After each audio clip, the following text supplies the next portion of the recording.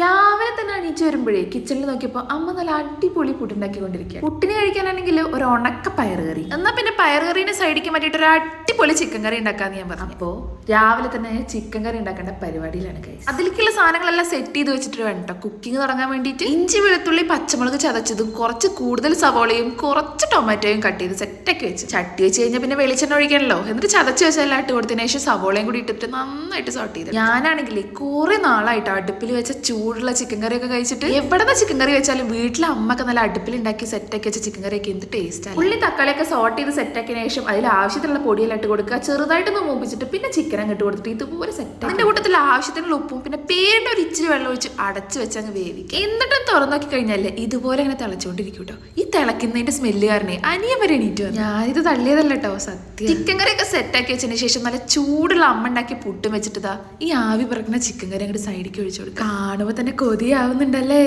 പുട്ടും ചിക്കനും എന്നൊക്കെ പറഞ്ഞിട്ടുള്ള കോമ്പോ ഒരു അടിപൊളി ഐറ്റം തന്നെയാണ്. ഞാനാണെങ്കിൽ കഴിക്കണ വീഡിയോ എടുക്കാൻ വേണ്ടി ട്രൈപോഡ് സെറ്റ് ചെയ്തപ്പോൾ അനിയത് അതിൻ്റെ കൂടെ അങ്ങോട്ട് ഓടി കളി. ഞാൻ നേരത്തെ പറഞ്ഞില്ലേ ചിക്കൻ കറിയുടെ സ്മെല്ല് കേട്ടിട്ട് ഓടി വന്നത്, അത് കഴിക്കാൻ വന്നു. അങ്ങനെ ഞങ്ങൾ ഒന്നും രണ്ടും പറഞ്ഞിട്ട് ഞാനൊരു കഴിച്ചു നോക്കി. നല്ല അടിപൊളി കിട്ടിലും ടേസ്റ്റ്. പിന്നെ അത്രേ ഉള്ളൂ. നെക്സ്റ്റ് വീഡിയോ കാണാം. ടാറ്റാ.